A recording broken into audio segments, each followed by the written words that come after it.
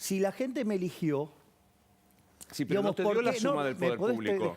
No te dio la suma del Dale, poder, te Luis, dio ¿me el podés poder dejar terminar ejecutivo que tenés que exponer? negociar con el poder legislativo. Luis, No ¿me sale, ¿qué dejás- haces? Ay, Luis, ¿me podés dejar de exponer? Sí. Bueno, gracias. Es Entonces, que todo complicado. el que gobierna ¿Ves que sea es un complicado totalitario. debatir con vos? Vos estás proponiendo una solución de que todo el que tiene que gobernar sea un totalitario. Porque vos lo que me estás planteando además es profundamente violento, Luis. Es profundamente violento. ¿Qué Porque vos lo cosa? que me estás diciendo de manera extremadamente violenta es: te voy a bloquear, te voy a bloquear, No, te va a bloquear Javier, este, te va a te bloquear el estoy- otro. Acá estamos frente a una persona, Javier Milei, que se está rompiendo el alma para volver al sistema alberdiano y resulta que cuando lo proponen le dice, ¿qué tal si nadie quiere aceptarlo?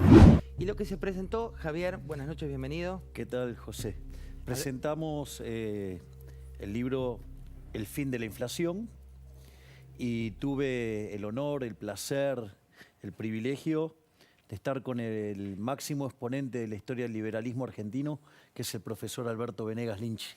Así que para mí, o sea, no solo presenté mi nuevo libro con mis propuestas para terminar con la inflación, sino que además tener el privilegio de estar junto al máximo coloso de la defensa de la silla de la libertad. Alberto, buenas noches, bienvenido. ¿Qué tal? Como vos sabés, José, cada uno tenemos nuestras preferencias y nuestros rechazos. La mía, mi rechazo es a la rosca política y a hacer cuestiones personales. Yo creo que si todos estamos hablando del problema de la inflación, me parece que el eje central que tenemos que poner es que los banqueros centrales, por más honestos que sean y competentes del mundo, solo pueden proceder en base a 3 canales: expandir, contraer o dejar igual la masa monetaria.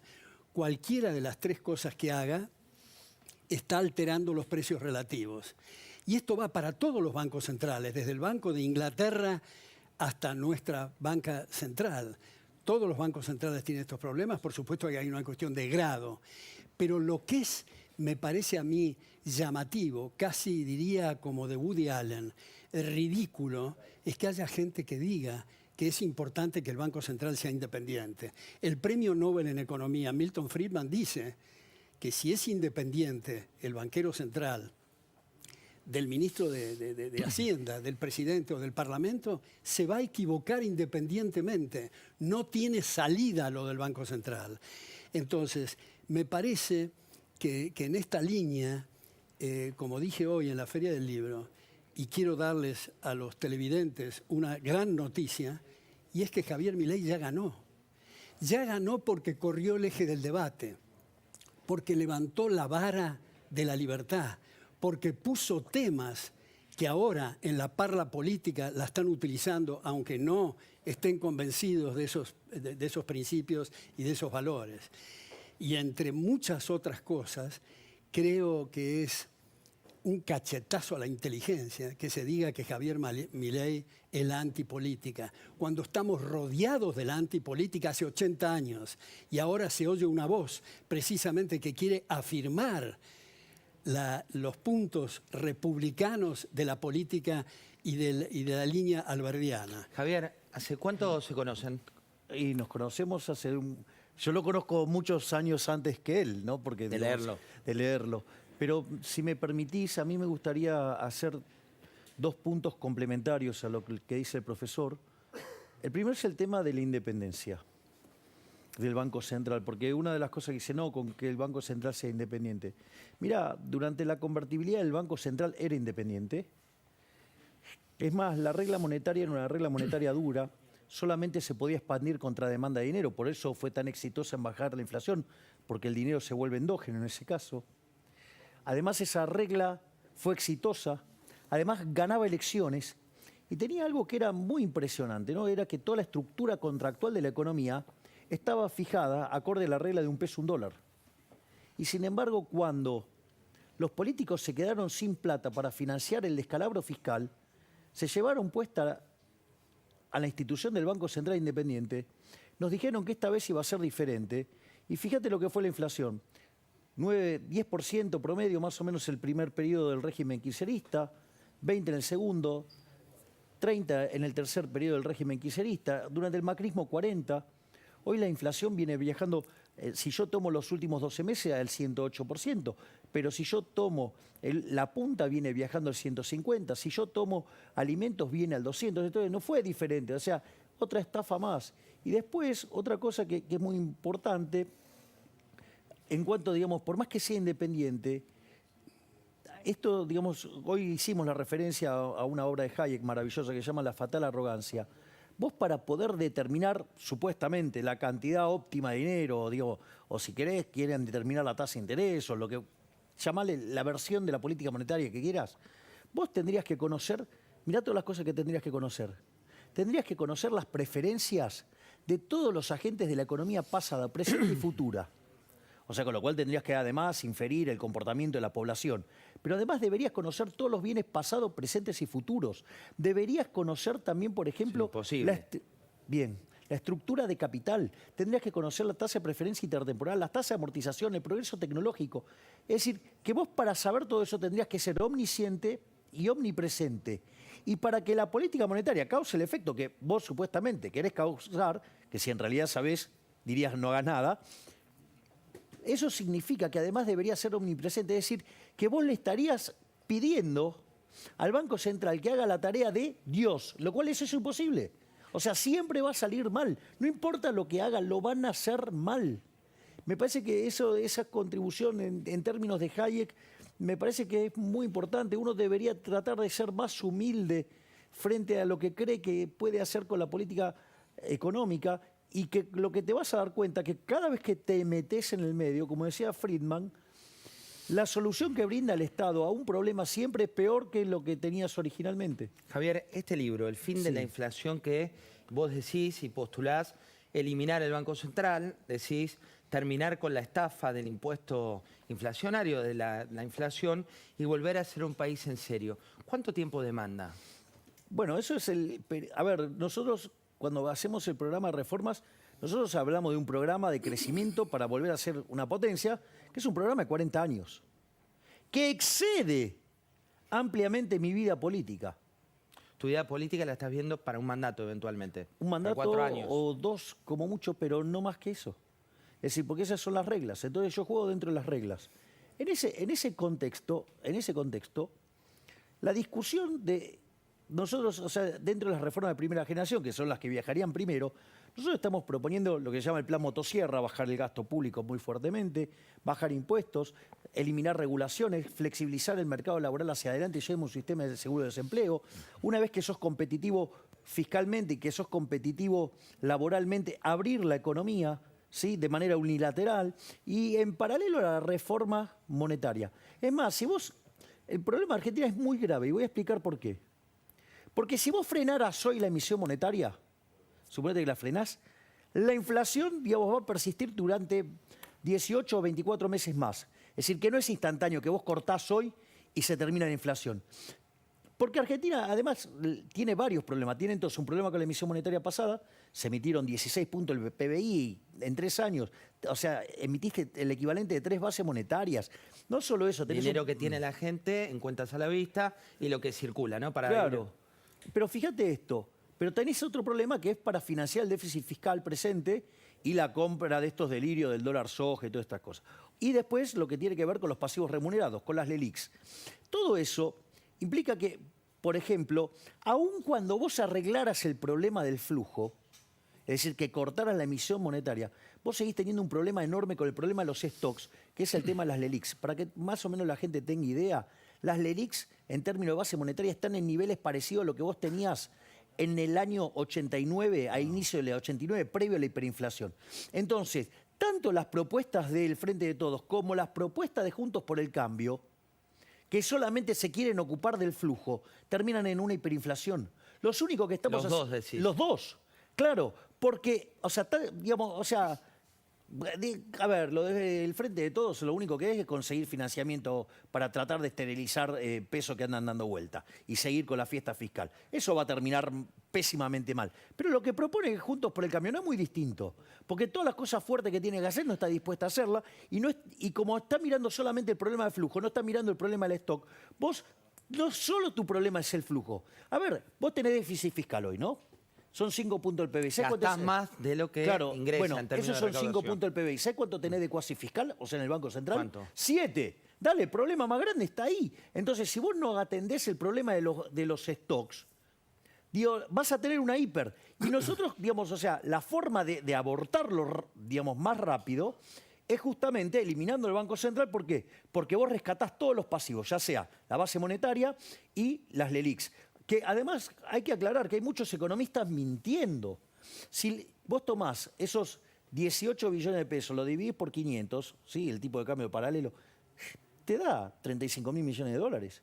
No necesitas 50.000 millones, como dijo un mentiroso por acá, y varios delincuentes con título de economista, que en realidad son unos mentirosos que operan políticamente. Porque lo que tiene que entender la gente, que hay muchos economistas que son parte del problema, porque en realidad en lugar de estar haciendo análisis económico, o son muy malos o son partes de la casta, digamos, operando para los políticos ladrones. Alberto, ¿hace cuánto tiempo te dedicas a investigar la economía, la política, y de hecho tenés tus fundamentos morales de la tradición del pensamiento liberal con este prólogo de Lori Sanata? ¿Hace cuánto tiempo te dedicas a esto? Bueno, para mí lo que está exponiendo Javier en el nivel político es un orgasmo intelectual, puesto que hace 40 años, en la primera edición de Fundamentos de Análisis Económico, yo vengo machacando con el tema de la banca central. Pero me parece, José, que habría que agregar acá cuestiones terminológicas, porque muchas veces, o semánticas, porque muchas veces se dice que todo esto que estamos comentando es de derecha. Personalmente pienso que derecha, izquierda, centro y otros lugares geográficos son conceptos confusos y anodinos, igual que atrás, adelante, arriba o abajo. Me parece que deberíamos de claramente dividir las aguas entre estatismo y liberalismo. Y me parece que enganchado con esto viene otra cosa que en los medios, una terminología que se utiliza mucho y que me parece una sandez, francamente, y es hablar de clase alta, clase media o clase baja. Hablar de clase alta es algo de una frivolidad pasmosa. ¿Cómo lo llamás vos? Hablar de clase baja es repugnante y media es anodina. ¿De dónde viene el concepto de clase? Es un concepto marxista que sostiene que la estructura lógica del proletario es distinta desde el burgués. Se llama polilogismo eso. Ningún marxista explicó nunca en qué consisten las diferencias de lo aristotélico.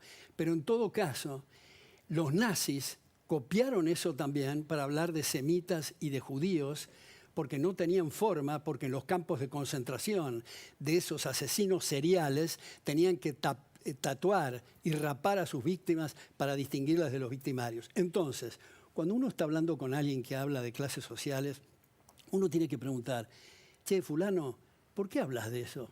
¿Qué es lo que querés decir? Bueno, quiero hablar de ingresos medios, altos Sí, y bueno, bajos. es un corte de Un marketing minuto, también, pero ¿no? perdón, De si administración de empresas. si estás refiriéndote a ingresos altos, medios y bajos, decí eso, viejo, pero no hables de clases sociales que tiene una connotación completamente distinta. Pero vamos al origen de la pregunta, que tiene que ver con, en este contexto, ¿no? Digo, un poco lo que plantea Javier, y lo viene planteando en campaña ya hace mucho tiempo, antes de la campaña también, es terminar con el Banco Antes de ser Central. político. Bueno, antes de ser político es correcto eso. Eliminar el Banco Central o esta cuestión de los políticos puramente, ¿lo ves viable vos desde el punto de vista de la gobernabilidad? Esto que se está hablando por estos días, ¿crees que se puede llevar adelante? No solamente lo veo viable, sino que lo veo inexorable y absolutamente necesario. Como digo y dije antes y repito, los banqueros centrales no pueden dejar de equivocarse. No hay forma. Van a alterar los precios relativos. Ahora, ¿qué quiere decir? ¿Qué diablos quiere decir alterar los precios relativos? Alterar los únicos indicadores que tiene el mercado para operar. Hay un individuo, tomo un minuto para esto, un periodista, colega tuyo, John Stossel, que dice, imaginemos un trozo de carne envuelto en celofán en una góndola en el supermercado. Cerremos los ojos y vamos en regresión. El agrimensor, los postes, los alambrados, los fertilizantes, los plaguicidas, los tractores, los caballos, las riendas, las monturas. miles de trabajos de personas que están en el spot, que no saben nada de la góndola, ni el supermercado, ni el trozo de carne, están haciendo su trabajo. Y a veces hay un filósofo político muy destacado que se llama Michael Polanyi, que hablaba de conocimiento tácito. Es decir, ni siquiera pueden explicar lo que están haciendo. Igual que nosotros cuando andamos en bicicleta, no necesariamente estamos exponiendo todas las reglas físicas que están en andar en bicicleta. Simplemente andamos. No se conocen entre ellos. Para ese cachito de carne, digamos, están colaborando 500.000 personas. Y luego vienen los megalómanos y dicen, no puede esto dejarse en manos de la anarquía del mercado. Vamos a controlar precios. Cortan todas las comunicaciones del sistema de precios y no hay celofán, ni carne, ni góndolas, ni supermercado. Igual que, como decía hoy, lo que ocurre con ese personaje en Venezuela que habla con los pajaritos. En minutos vamos a estar con Luis Novarecio, que viene hoy aquí a nuestros estudios. Va a estar el Turco Asís también para charlar con nosotros y ver un poco qué es lo que está pasando en esta bendita Argentina. Pero voy a saludar ahora al doctor Pablo. Vos sabés, Javier, lo sabés también vos, Alberto. Hace poco hablando con él en Más Nación el viernes junto a Pablo Rossi, dijo... Hay otras preguntas que hay que hacerle a Milei. Hay otras. Doctor Pablo, buenas noches. ¿Cómo anda usted? Querido, rodeado de amigos, por empezar, Alberto, gran abrazo, compañero de la facultad. Mirá los años que tendrá Benegalín, que estudió conmigo en la UCA. Bueno, Doc, me quedó picando de ese viernes que hablamos al aire aquí por La Nación Más, y hoy lo tenemos de invitado a Javier Milei. Hola, profe. ¿Cómo andás, querido? ¿Cómo está? Y me gustaría que te sumes con una pregunta respecto de lo que viene. Vos sos analista, vos sabés de lo que viene y después te voy a preguntar a vos un poco de la economía que tenemos. Pero sí me parece importante aprovechar que estás como para decir, o si siempre se van por lo no importante. ¿Qué sería lo importante para preguntarle? No, déjame decir un par de cosas. Primero, yo estoy escuchando, no demasiado, pero sí, lo que escucho, los candidatos a presidente hablan de economía. Pero no solamente Javier, que es economista de producción, todos hablan de economía. Y no solamente todos hablan de economía en el sentido de los objetivos, quiero la felicidad del pueblo, sino de los instrumentos. Cuando un candidato a presidente no es economista profesional y se pone a hablar de los instrumentos, es porque está guionado, porque alguien le dijo, decir esto, decir lo otro. Y la verdad, yo como ciudadano, como futuro votante, yo quiero semblantear a los tipos que quieren ocupar la primera magistratura y quiero que me hablen como presidente. Yo quiero ver, para mí un presidente es un tipo que se encarga de muy pocas cosas de manera directa y tiene tal confianza en sí mismo que tiene grandes ministros. Cuando un presidente tiene grandes ministros, trabaja mejor y sus ministros trabajan muy bien. Alvear, Menem, etcétera, etcétera, etcétera. Cuando vos no tenés buenos ministros, porque tenés desconfianza, cosas por el estilo, pretendés saber todo, es un lío realmente fenomenal. Entonces, el punto que estoy haciendo es, y ahí viene un punto de los periodistas. Los periodistas le tienen que preguntar, ¿usted va a ser candidato a presidente? Sí. Bueno, vamos a hablar con quien cree que va a ser futuro presidente. En ese sentido, hablando un poco como lo que plantea el doctor Pablo, Javier, si vos tuvieras que decir, bueno, yo asumo, ya empezaste a aclarar, y lo venís diciendo en varias entrevistas, que lo de la dolarización no es un tema de un día para el otro, que tiene que ver con etapas. ¿Qué etapas hay que llevar adelante? A ver, nosotros una de las cosas que hablamos, que de vuelta, digo, voy a estar hablando de economista, pero por lo menos soy economista profesional. Nosotros hablamos de las reformas, por ejemplo, las de primera generación, que nosotros hablamos, por ejemplo, sí, de la baja del gasto público, de bajas de impuestos, de una profunda agenda de desregulación, de flexibilización del mercado laboral hacia adelante yendo a un sistema de seguro de desempleo. El profe de Pablo conoce bien, por ejemplo, el modelo de la UOCRA. Nosotros estaríamos yendo por un modelo como el de la UOCRA, pero con mayor profundidad financiera interrelacionada con el mundo del seguro. Sí, y una vez que uno tiene realizado la reforma fiscal, realizada la reforma laboral, tal que uno sea competitivo en lo fiscal, competitivo, digamos, también en lo que tiene que ver en el plano laboral. Es más, la agenda desregulatoria es muy importante. O sea, el profe de Pablo en muchísimos libros de política económica, él hace recurrentemente una referencia a un trabajo de Lipsey y Lancaster que tiene que ver con la teoría general del segundo mejor. Y una de las cosas es, cuidado cómo se van levantando las restricciones, porque puede ser que vos estés viendo algo como una restricción y es un parche. Entonces, vos tenés una restricción, un parche, otra restricción, un parche, y sucede que a la vista de los ojos es un parche, se parece a una restricción, pero en realidad es un parche. Y cuando vos tocas eso, si no interactúas con los distintos sectores, vos tenés un problema. Si vos no te informás, por ejemplo, nosotros unas cosas que estamos haciendo ahora muy intensamente es sentarnos a charlar con empresarios emblemáticos de sectores. ¿Por qué? Y porque no sea cosa que uno viene y, como esto lo dice brillante el profe de Pablo, uno agarra, se pone a hacer ejercicio, todo, y se equivoca. Sí, bueno, agarra, escribe otro paper y dice, bueno, lo que dije antes está mal, ahora hago uno nuevo.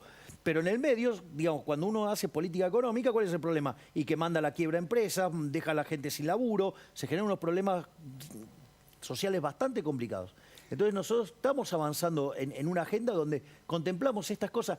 Y otra cosa en paralelo es la reforma monetaria, que obvio que no es instantánea. De hecho, toda la lógica legislativa hasta que podamos avanzar en la reforma financiera y culminar con la eliminación del Banco Central, todo ese proceso es muy largo. José, quisiera poner una pequeña nota a pie de página con respecto a Juan Carlos. Quiero confesarte que cuando estudiamos en la facultad teníamos debates y discusiones memorables. Ahora nos estamos acercando más y tenemos mucho más coincidencia. Bueno, yo me voy a ir un ratito con el Jorge Asís y con Luis Novarecio, pero voy a volver con ustedes, porque tengo muchas preguntas más para hacerles. La verdad que también quiero hablar un poco de política, quiero preguntarte un poco qué fue lo que pasó en Tucumán. Si querés, eso te lo explico rapidísimo. Bueno, contémosle a la gente qué fue lo que pasó. No, te cuento qué es lo que pasa. Nosotros estamos haciendo caminatas por el interior y el nivel de intensidad y de convocatoria está siendo muy fuerte. A punto tal que nosotros no podemos abrir el anillo de seguridad para hacer selfie ya, y lo que hacemos es saludo con los brazos, todo. De hecho, llego todo lleno de moretones, todo, porque la gente Se te cuelga. Exacto. ¿Qué es lo que pasa? Nosotros teníamos pactada una nota para el final de la caminata. Entonces, ¿cuál es el problema al final de la caminata? Te imaginarás que, a ver, estuve 2 horas y media abajo del sol para hacer una cuadra y media. Está claro, ¿no? El tamaño del problema del que hablamos, ¿no? De magnitud. ¿Y qué es lo que pasó? Yo, la verdad es que, si vos me decís, ¿harías una nota ahora así? No, frente a la cámara, no. Te doy una nota escrita. ¿Por qué? Y porque, digamos, o sea, ¿cómo crees que termino después de una caminata de 2 horas y media para hacer solamente 150 metros con miles de personas sobre el cuerpo? O sea, no es tan fácil. O sea, lo que decís es no hubo un condicionamiento de qué preguntar. No era una cuestión de eso, era una cuestión de cómo llegaba yo físicamente. O sea, digo, la verdad es que, digo, imagínate que, digamos, o sea, con calor, caminando 1 hora y, digo, 2 horas para hacer una cuadra y media, la presión física, o sea, llegás todo desencajado, no era una, a ver, estéticamente no era para eso. O sea, yo sí te podría haber contestado todas las preguntas que quieras.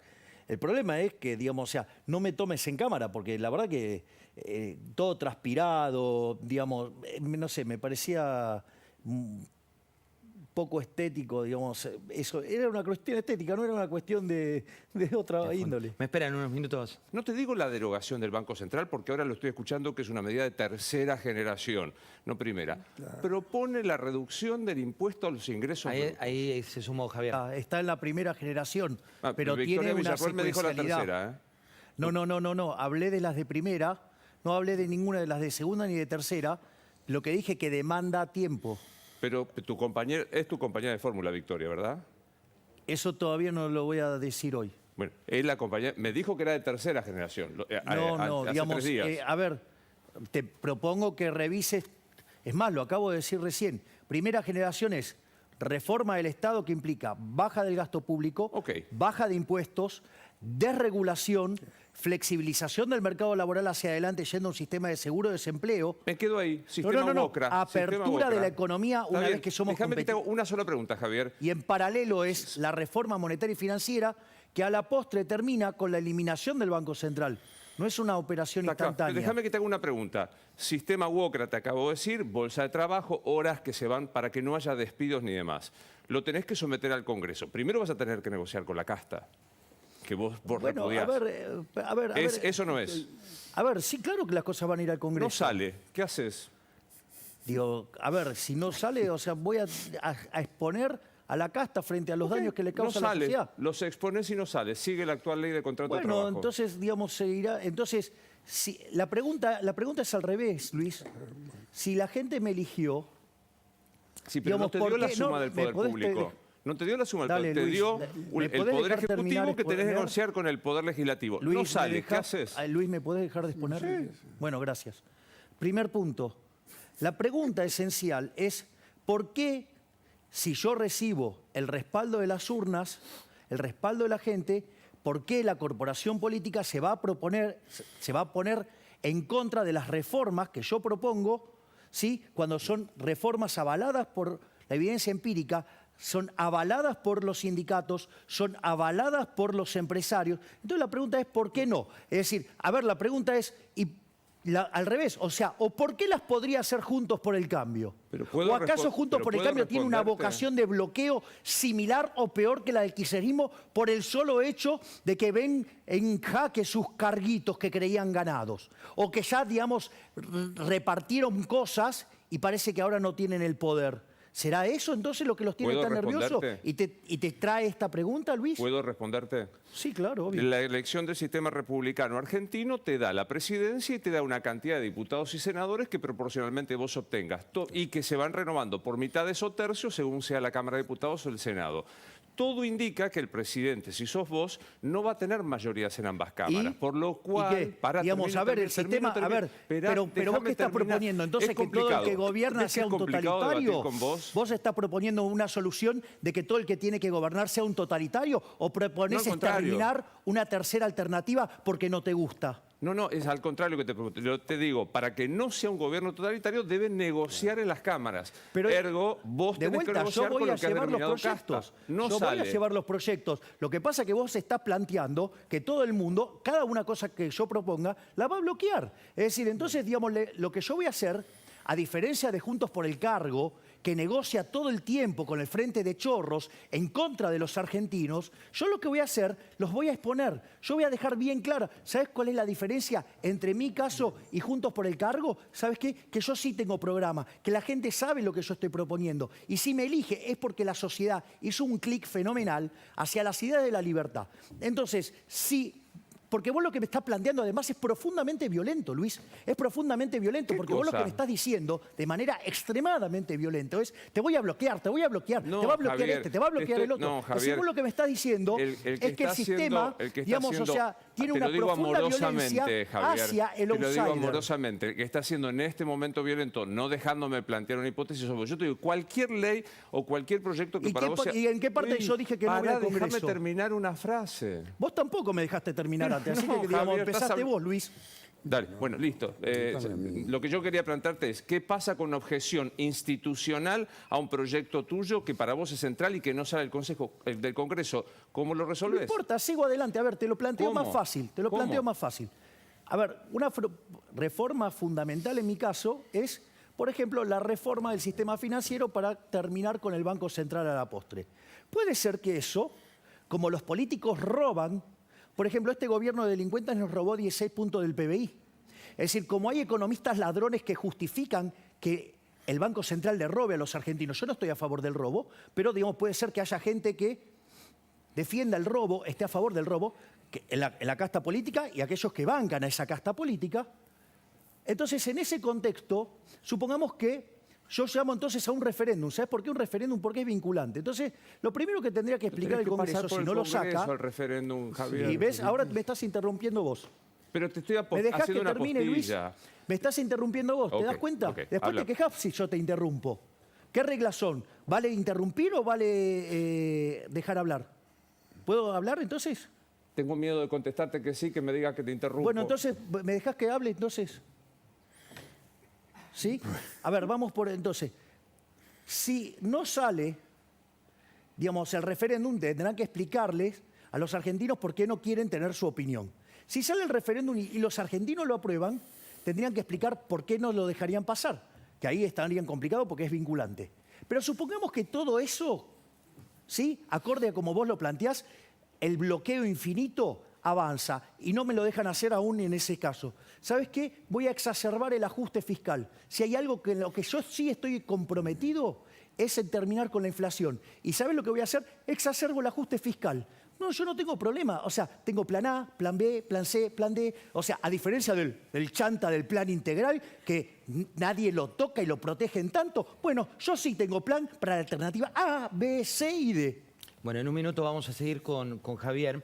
Estábamos hablando de instituciones, estábamos hablando un poco del país. Alberto, ¿qué te preocupa puntualmente de las instituciones? Bueno, 2 puntos yo quisiera hacer. Uno, acá estamos frente a una persona, Javier Milei, que se está rompiendo el alma para volver al sistema alberdiano de las instituciones. Y resulta que cuando lo proponen, le dice, ¿qué tal si nadie quiere aceptarlo?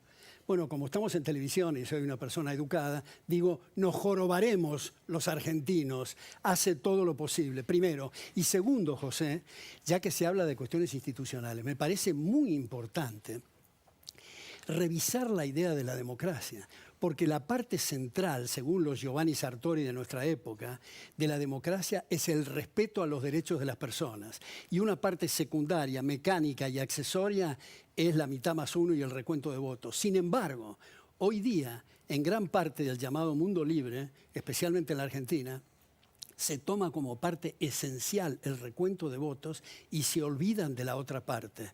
Entonces estamos más bien en un régimen de cleptocracia, o sea, gobiernos de ladrones, de sueños, de vidas y de propiedades, y no de respeto a la vida, a la propiedad y a la libertad. Mira, hay un constitucionalista argentino, Juan González Calderón, que dice que los demócratas de los números ni siquiera de números entienden porque parten de 2 ecuaciones falsas. 50% más 1% igual a 100%, 50% menos 1% igual a 0%. Entonces, Alberto, perdón, ahí te pongo un punto, pero para disentir con... Si vos tenés, como dicen las encuestas, hay que ver después, los votos terminan con los resultados, veremos la elección definitiva, pero si termina en una Cámara dividida en 3 tercios, ¿por qué sería cleptocracia? es cleptocracia porque lo que estamos observando en la Argentina en los últimos 80 años es la abolición de los derechos individuales. Entonces, eso es a contracorriente de lo que significa la democracia.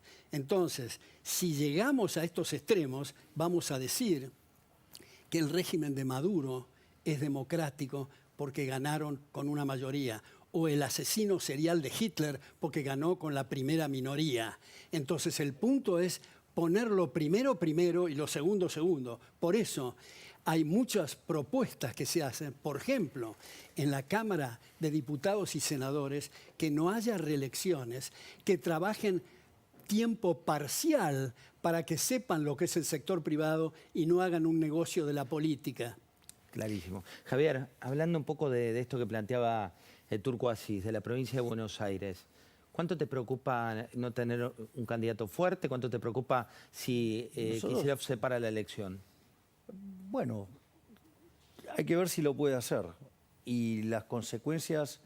Mira, hay una frase que dice, tené mucho cuidado con qué vas a desear. O sea, cosa que se te haga realidad. De hecho, fíjate que cuando vos estabas haciendo la nota con Jorge Asís, él dice, bueno, al radicalismo le convenía que Menem le ganara la interna a Cafiero y que a partir de ahí, digamos, entonces era más fácil ganarle a Menem y después perdieron con Menem. Entonces, primero digo, hay que tener cuidado. O sea, yo juego con las reglas que pongan. A diferencia de las mentiras que dicen ciertos periodistas sobre mí, o sea, yo soy el más institucional de todos. Es decir, soy el más institucional de todos. O sea, y además no vendo que soy una cosa y después y me quejo por lo que hace A y después hago lo mismo, ¿no? ¿Por qué decís que sos el más institucional de todos? Porque yo, digamos, tomo las reglas como dadas y digamos, no trato de hacer nada. O sea, y no está en mi esencia. Y de hecho soy el único, tal como señalaba Alberto, digo, que respeta la tradición alberdiana. O sea, digo, soy Alberdi puro, si vos querés, en esos planteos. Y no me tengo que encontrar, digamos, con opciones de bloqueos y esos niveles de violencia por querer hacer las cosas que hacen bien al país. Porque pareciera que, entonces, aquellos que vienen y me plantean esas opciones de bloqueo son aquellos que están defendiendo este modelo de decadencia de 100 años. ¿sí? Porque entonces, obviamente, si digamos, estás en contra de todas esas cosas que la profesión entendió que es lo que funciona, y vos decís, va a haber bloqueo, bueno, entonces, ¿sabes qué? Resignate a morir. O sea, yo la verdad que la desidia no es una solución para mí. O sea, para mí, digamos, la solución es pelearla y la hago dentro del marco institucional, porque de hecho, digamos, lo hago dentro de las instituciones.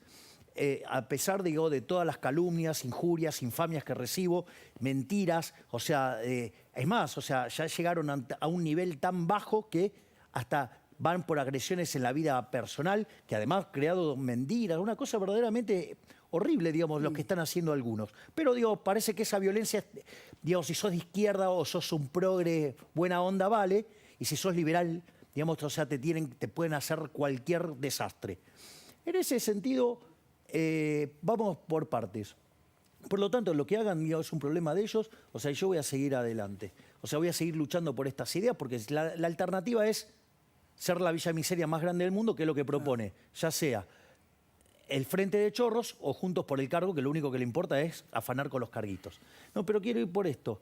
Después yo no tengo la culpa si Juntos por el Cargo tiene un pésimo candidato horrible, como el caso de Santilli, que es un engendro, digamos, o sea, que estaba en capital, que lo pasaba a provincia. Bueno, digo, o sea, la gente de Menezes, o sea, se da cuenta que, digamos, que cómo se mueve por los negocios cierta parte de la política.